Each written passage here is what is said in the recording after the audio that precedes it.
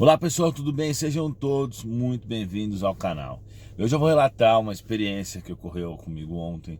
Obviamente que essa experiência ela ocorreu para que eu pudesse relatar a vocês. Então vamos falar sobre isso, né? Bom, antes eu quero lembrar vocês de não se esquecer de curtir a minha página no Facebook e colocar lá para seguir e receber as atualizações.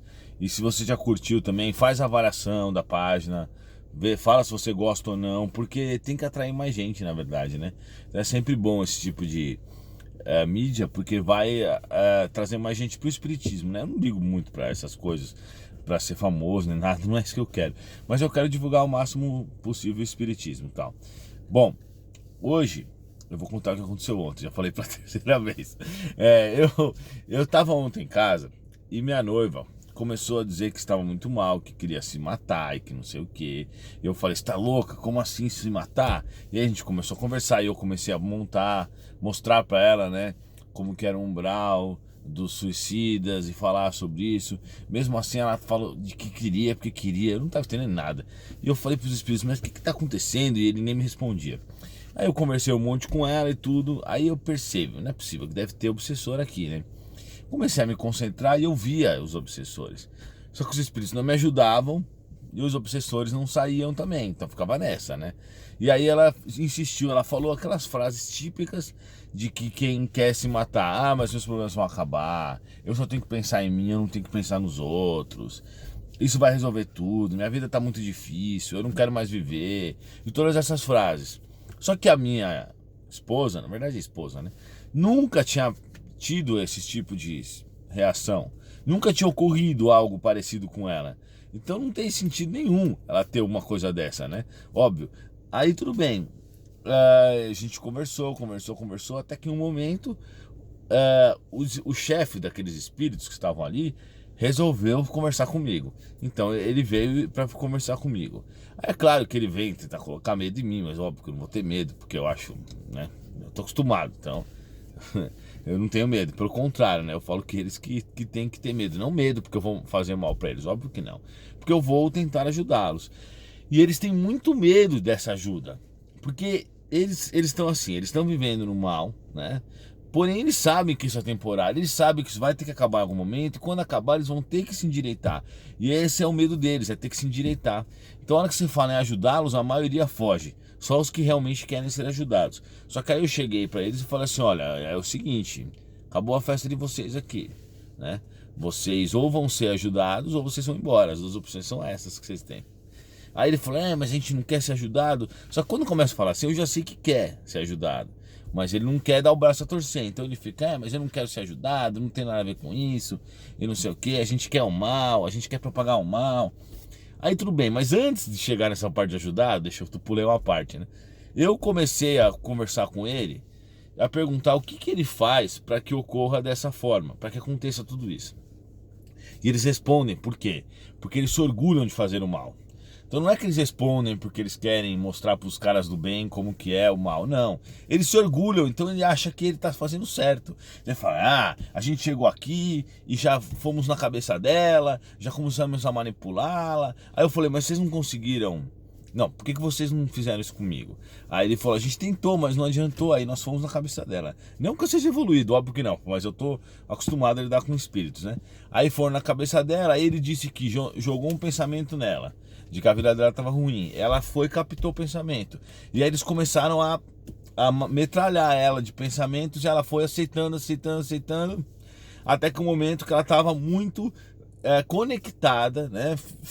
Formam fios, ligações fluídicas na realidade, ligações energéticas do espírito dela com esses obsessores. E aí eles começam a controlá-la, né? Mas a controlar assim, óbvio que não é 100%, mas depende do grau, pode chegar até 90%. Mas tem uma coisa importante também, uma observação a se fazer.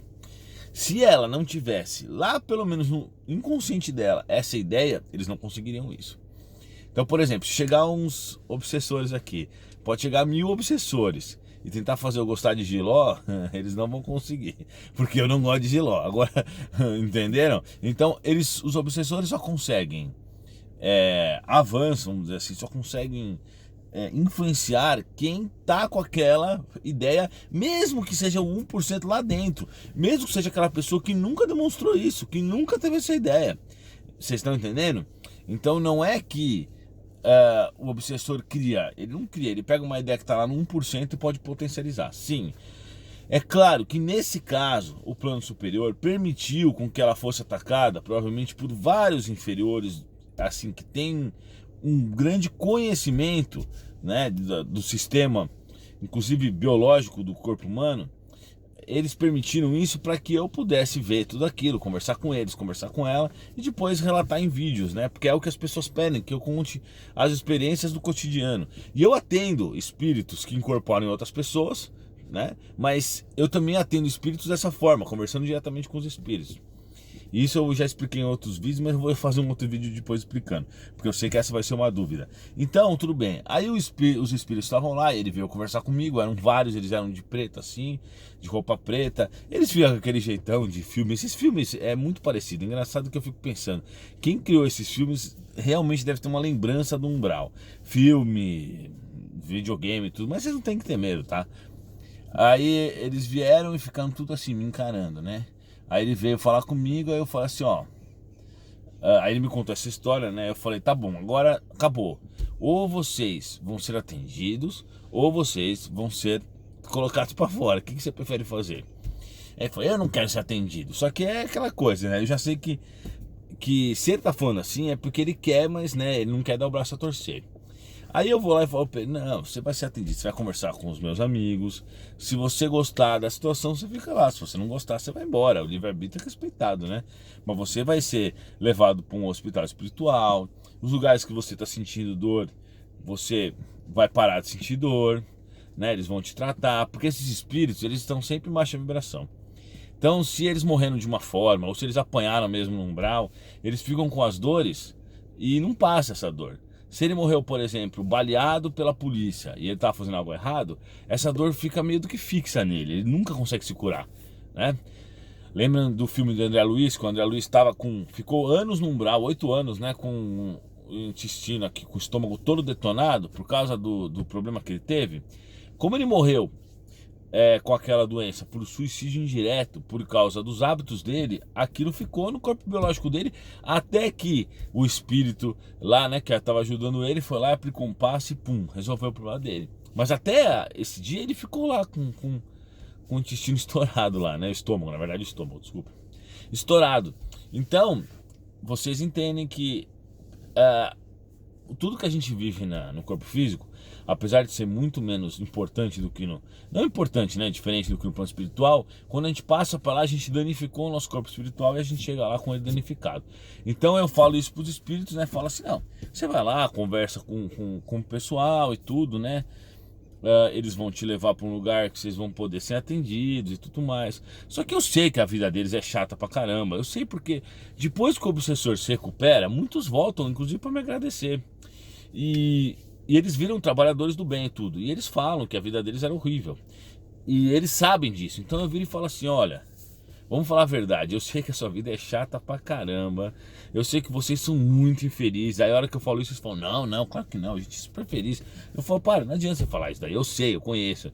Eu sei que vocês estão infelizes, eu sei que vocês estão insatisfeitos, eu sei que vocês ficam se enganando, mas nem em se enganar vocês conseguem porque a vida de vocês é tão ruim.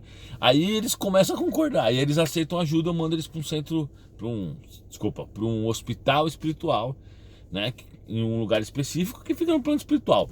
Mas igual esses hospitais espirituais, existem vários, existem estradas, cemitério, hospital, em cima de hospital físico, em outros lugares também. Então é isso, pessoal, mas o importante dessa história é o que, né? Bom, eu vou aproveitar que tá longo o vídeo e vou falar, porque eu tenho lido nos comentários que vocês têm gostado desses vídeos mais longos, né? O que é, eu ia fazer um outro vídeo contando isso, mas eu vou falar agora. O que esses caras ganham com isso? Ontem ele me explicou, apesar que eu já sabia disso, né? Ele falou o seguinte, quando ele consegue fazer com que uma pessoa tenha vontade de se suicidar, só essas ligações já alimenta ele com o ectoplasma da pessoa. A pessoa que está querendo se suicidar, ela está sendo alimentada Quer dizer, desculpa, ela está alimentando esses obsessores, porque está formando a ligação.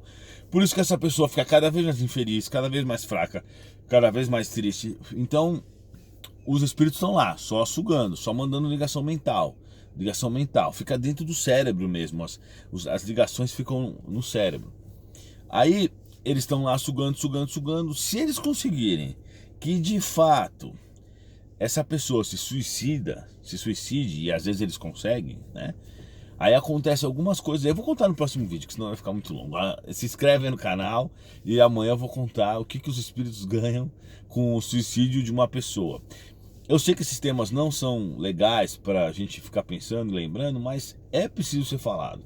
Porque hoje nós todos estamos bem.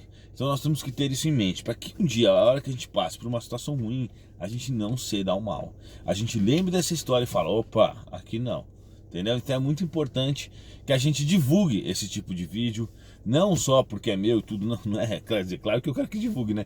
Por causa disso, mas é importante mesmo que a gente divulgue, tenha o conhecimento de que isso existe e que a gente tem que se proteger, não é?